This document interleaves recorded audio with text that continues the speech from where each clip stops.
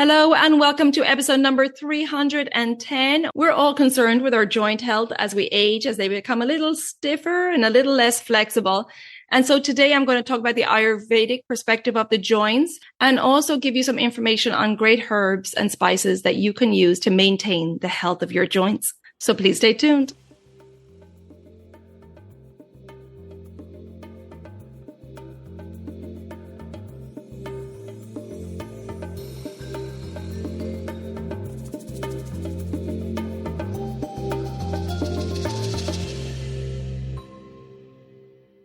Hi there, I'm your host Colette, and on this podcast I will be sharing the teachings of Ayurveda, yoga, and holistic health practices.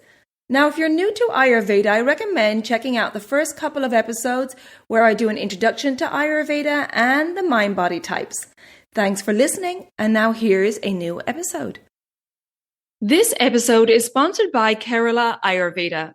Vata season is upon us. As the season changes, the qualities of dryness, coldness, and lightness increase, bringing unwelcome effects on our joints. Vata's dry and cold nature can deplete synovial fluid in your joints, causing friction, discomfort, stiffness, and even pain. Whether you're dealing with occasional discomfort or chronic joint issues, Ayurvedic herbs offer a natural and holistic approach to joint support.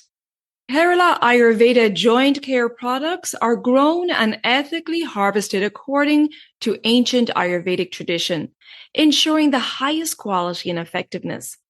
All natural and GMO-free Kerala Ayurveda supplements help you support joint health naturally. Visit keralaayurveda.store to learn more about Ayurvedic herbs for joint support and to discover the right herbs for your unique needs. And don't forget to use the code ELEMENTS10KA for 10% off your first order. And you can check out all those details in the show notes. Hey there, it's Colette, and in this episode, I'm going to talk about some Ayurvedic herbs that are beneficial for the joints. But before I do that, I want to talk about the Ayurvedic perspective on the joints. Joints consist of a space where two or more bones meet, and Ayurveda considers the bone tissue, or asthi dhatu, to be the site of the vata dosha. The joint space is also considered to be the site of the vata dosha. And remember, the vata dosha is comprised of the space and air elements. Majja dhatu, or the nerve tissue, fills the space in the bones in the form of bone marrow. And majja dhatu communicates the position of the joint and any pain or pressure via the nerve tissue to the brain. Shleshaka kapha, a subdosha of kapha, is present in the joints, and its thick, sticky, oily qualities help to lubricate and nourish the joint. If shleshaka kapha loses this unctuous quality and dries up, vata can then enter the joint space and can result in dry and rough qualities increasing, resulting in cracking, popping, stiffness, and pain. This lack of shleshaka kapha can result in degenerative arthritis and rheumatoid arthritis. Now, ligaments also need to be taken into consideration when looking at the health of the joints. And ligaments are fibrous connective tissue attaching one bone to another bone. Ayurveda considers ligaments to be the upadhatu, or byproduct of meda dhatu, the fat tissue. Therefore, if there's any issue with a joint, we need to consider the asthi dhatu, or bone tissue, majja dhatu, the nerve tissue, meda dhatu, the fat tissue, shleshaka kapha, the subdosha of kapha, along with the three doshas of vata, pitta, and kapha. And what determines the health of all these dhatus and doshas, it's our agni, our digestive fire, as these dhatus or tissues are nourished by what we digest. And I discussed the nutrition of the dhatus in detail in episode number 92. And I refer to that episode all the time because it's really important to understand that the health of our diet and the health of our agni, or our digestive fire, determines our overall health, including the health of our dhatus and tissues, which in turn determines the health of our joints. Now, Ayurveda determines the treatment for joint problems not only by taking into consideration the status of the agni or digestive fire, but also which doshas are aggravated. And here are some samples of doshic imbalances in the joints. So starting with a vata imbalance in the joint, this can manifest as dry, rough, crunchy joints with cracking and popping and pain during movement. And they also may be cold to the touch. A pitta imbalance in the joint can manifest as inflammation or tender, swollen, painful joints. And this can be felt even without aggravating movement. So even when you're still, you'll feel this tenderness and this pain in the joint. And the joint can be hot to touch. Kapha imbalances in the joint can manifest as swelling, stiffness, and particularly in the morning. And this stiffness can be relieved with gentle movement. And with a kapha imbalance in the joint, there may be a cool and clammy feeling around the joint.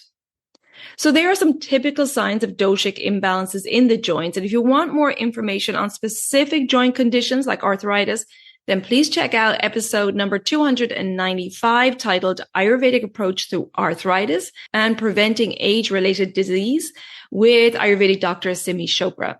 So that goes into detail on arthritis. And so today I want to look at some Ayurvedic herbs which are beneficial for the joints and maintaining the health of the joint. And in this episode, I'm going to discuss the following herbs: ajmoda, chitraka, Indian frankincense, ginger, guggulu, and turmeric. So starting with ajmoda, or as it's commonly known, celery seed. And it's often confused with ajwan, another small seed. However, ajmoda is stronger than ajwan when it comes to its energetics. So let's take a look at why this small seed is considered so powerful. Well, the rasa or taste is pungent. The virya or energy is heating. The vipak or post-digestive effect is pungent. The gunas or qualities are light, dry, and penetrating. And the effect on the doshas, well, is pacifying for vata and kapha. But as you can imagine, with all that heat and pungency, it's increasing for pitta. The effect on the dhatus or tissues, well, it's beneficial for rasa dhatu, the plasma, majja dhatu, the nerve tissue, and the bone marrow. And it has affinity for the following channels: the digestive channel, or anavahashrotas, the nervous channel, majavahashrotas, and the urinary channel, mutravahashrotas. Now, with its heating and pungent qualities, as I just mentioned, it stimulates the agni, aiding digestion. It's also considered to be an anuloma, meaning that it corrects the flow of vata, and it's a mild laxative. Ajmoda relieves pain and inflammation in the joints and aids in conditions with vata and kapha aggravations because it is vata and kapha pacifying. And it specifically helps with rheumatism, arthritis, and gout. And it can be taken internally or used externally as a poultice made with the seeds to relieve joint pain. So the next herb I'm going to look at is chitraka, which is known as fire or flame, which denotes its hot nature. And the roots of this plant are used for therapeutic purposes. So let's take a look at the energetics to see why it gets this name of fire or flame. Well, the rasa or taste is bitter and pungent. The energy or virya is very hot. The vipak or post-digestive effect is pungent. The gunas or qualities are dry, light, and penetrating. And the effect on the doshas, it's vata kapha pacifying, but it does increase pitta with all that pungency. And it also increases the agni or the digestive fire with all that heat. The effect on the dhatus or tissues, well, it affects the rasa dhatu or plasma, the rakta dhatu or blood, the asthi dhatu, the bone tissue, and the shukra dhatu, the reproductive tissues. And it has an affinity for the following channels: the digestive channel, anavahashrotas, the nerve channel, majavahashrotas, and the reproductive channel, shukravahashrotas. So chitraka, with its very hot energy, pungent post-digestive effect, and penetrating, dry and light gunas helps to improve the digestive system with its dipana, enhancing digestion, and pachana, digesting the ama properties, and therefore improving the quality of the tissues or dhatus of the body. It's specifically beneficial for kapha aggravation in the joints, for example, in conditions with ama in the joints and a cold, damp, swollen, arthritic conditions with water retention. It's also considered to be a vedanya in Ayurveda, which is a stagnation remover. And we know that the kapha dosha creates stagnation and congestion in the body when aggravated. And I mentioned earlier that the joint can be affected by the majja dhatu or nerve tissue, and chitraka can stimulate a weak or depressed nervous system by activating the movement of the vata dosha. So it's beneficial in vata and kapha aggravated joint conditions like osteoarthritis and rheumatoid arthritis. And due to its very hot energy and pungent qualities, it should be taken in combination with other herbs to counter these intense properties. For example, taking chitraka with ghee will help to offset these qualities. This is why it's important to get professional advice when taking these herbs, as the anupana or the carrier vehicle for the herbs, like ghee in this example, will be tailored to your current health status and your unique constitution. So that's why getting professional help makes the difference. Okay, moving on to the next herb, which is really good for the joints, is frankincense. Indian frankincense in particular is the resin extracted from the branches of the Boswellia serrata tree, known as shalaki in Sanskrit. So let's take a look at the energetics of Indian frankincense. Well, the rasa or taste is bitter, pungent, astringent, and sweet. The virya or energy is heating and cooling, which is very special. It has both of those qualities. The vipak or post-digestive effect is pungent, and the gunas or qualities are dry, light, and penetrating. The effect on the doshas, well, is tridoshic, however, may aggravate pitta and vata in excess. And the effect on the dhatus or tissues, well, it has an effect on all 7 of the dhatus, all 7 of the tissues. And it has affinity for the circulatory channel or raktavahashrotas, majavahashrotas, the nervous channel, and shukravahashrotas, the reproductive channel. Indian frankincense is great for joint conditions where there's inflammation and congestion in the channels or tissues. As mentioned a moment ago, it has both heating and cooling energies. The heating energy and pungent post-digestive effect stimulates the agni or the digestive fire, clearing ama or toxins and congestion. And then the cooling energy makes it a great anti-inflammatory. It has strong pain relieving properties and therefore is commonly used as a painkiller, especially beneficial in painful joint disorders. It's mainly used for osteoarthritis and rheumatoid arthritis, preventing swelling and protecting the cartilage. It's also used for age-related joint conditions as it relieves discomfort and allows the joint to move freely. And now moving on to the next one, which you'll all be familiar with, and it's not a herb, but a rhizome, and that's ginger. In Sanskrit, fresh ginger is called ardraka, and dry ginger is called shunti. It's known as the universal medicine in Ayurveda and especially beneficial for vata disorders. Its healing properties helping with everything from digestion to lung health and circulation. But in this episode, as you know, I'm focusing on the benefits specifically for the joints. So let's take a look at the energetics of ginger. The rasa or taste is pungent and sweet. The virya or energy is heating, and there's different intensities of heat depending on what form the ginger's in. So for example, fresh ginger is warm and dry ginger is hot. The vipak or post-digestive effect is sweet, and the gunas or qualities, or for fresh ginger, the qualities are unctuous and heavy, and for dry ginger, the qualities are dry, light, and penetrating. And the effect on the doshas, pacifying for vata and kapha, but can be increasing for pitta.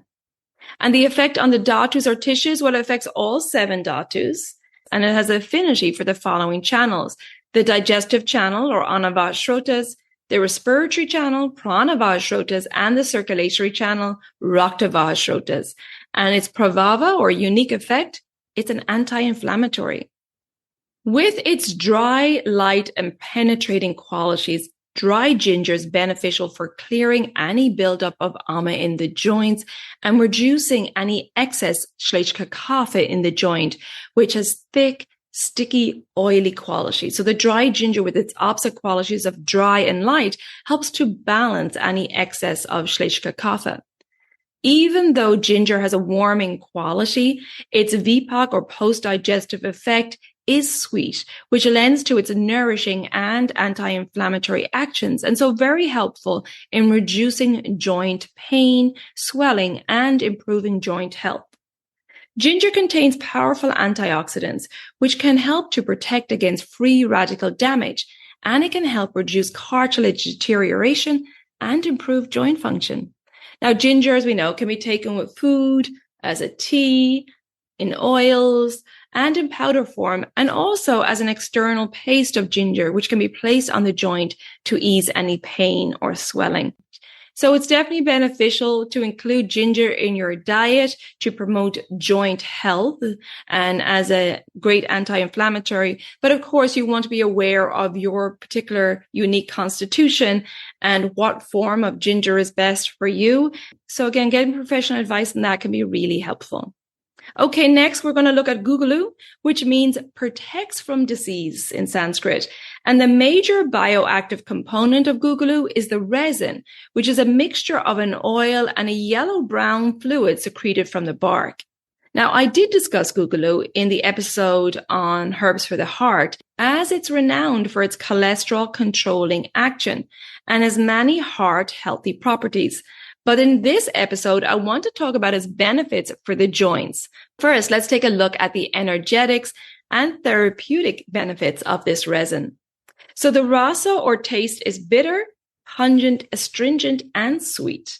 The virya or energy is heating. The vipak or post-digestive effect of guggulu is pungent.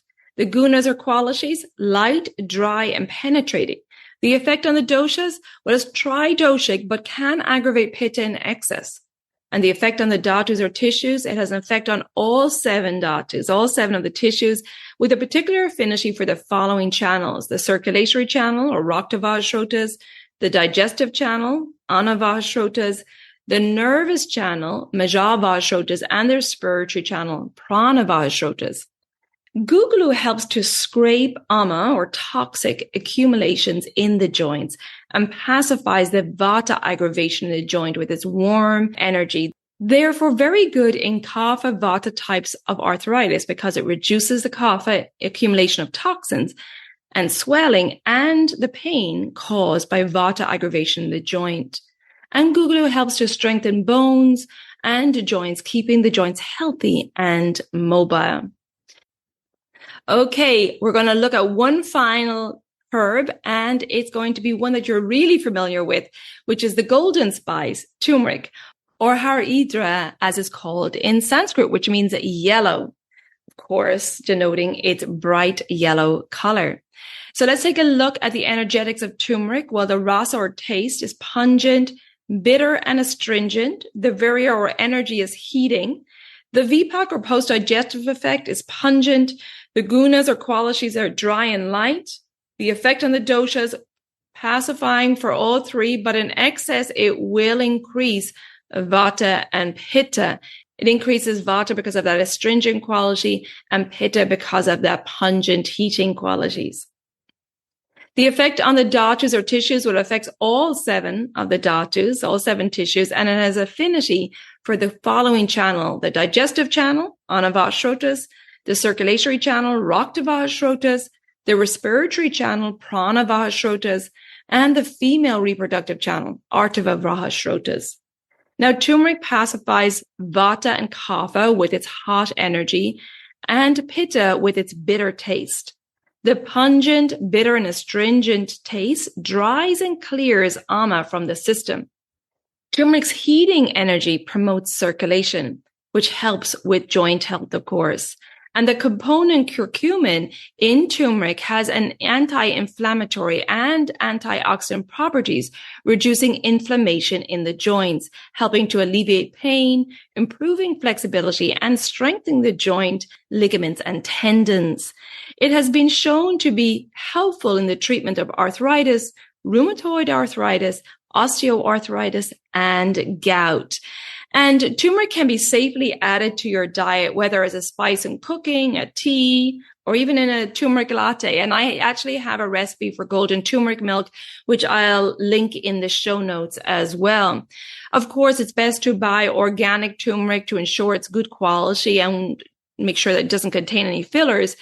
And it's great to have turmeric as part of your regular diet to promote the health of the joints. However, we have to be careful that more is not better. And it's best to stick with no more than half a teaspoon of turmeric per day. Now, as I've mentioned before, I do recommend getting professional advice to make sure that the herb and the instructions on how, when, and how long you take a herb is tailored to you.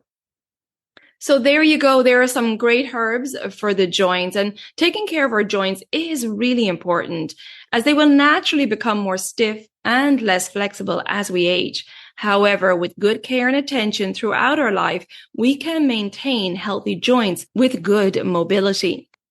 And part of taking care of the joints is to maintain the strength of our digestive fire or agni, keep the doshas in balance, and eliminate any accumulation of doshas or ama toxins from our joints.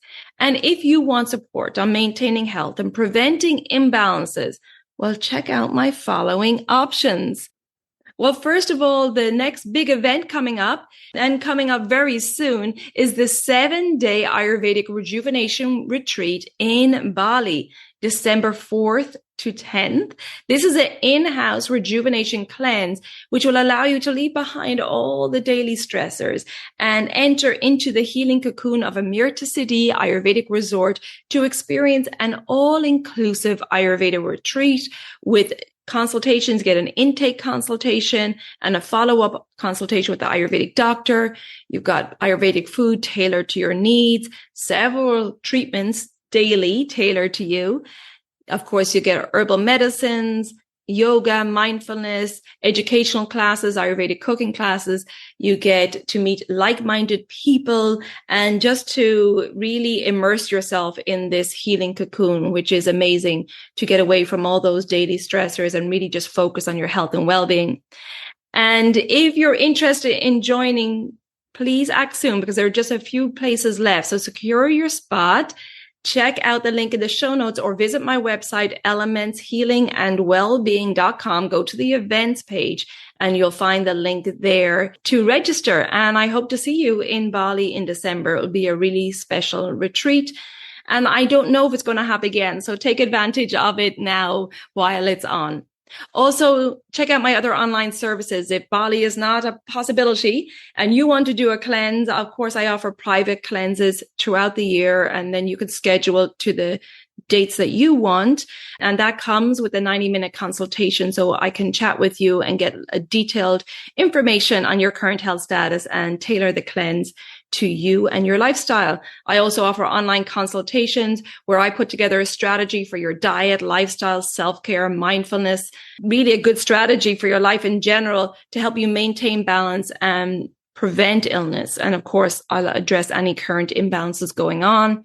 And I also have the educational program, the Daily Habits for a Holistic Health program. It's a 28-day online self-paced program with the objective to help you live in tune with the circadian rhythm and educates you on how to become your own healer by understanding the Ayurvedic principle of healing, which is the principle of opposites. And this is a great program if you just want to study by yourself. And if you have any questions before you book any of my services, please take advantage of my free 15-minute online Services Enquiry Call, and I can answer all of your questions. Okay, that's it for this episode today. If you think this episode will be helpful to family or friends, please share it with them so we can spread this wisdom of Ayurveda. And if you haven't already subscribed or followed the podcast, please do so. And the new episodes will automatically download for you. every week. And if you're getting benefit from this podcast, I would like to ask you for a rating and review wherever you listen to your podcast, as this will help spread this wisdom of Ayurveda. You can find me on social media under Elements Healing and Wellbeing on Facebook. And my new Instagram page is Elements of Ayurveda Podcast. Thank you so much for tuning in. I really appreciate your support. And until next time, take good care of yourself, be well, and bye for now. Slán go fóill.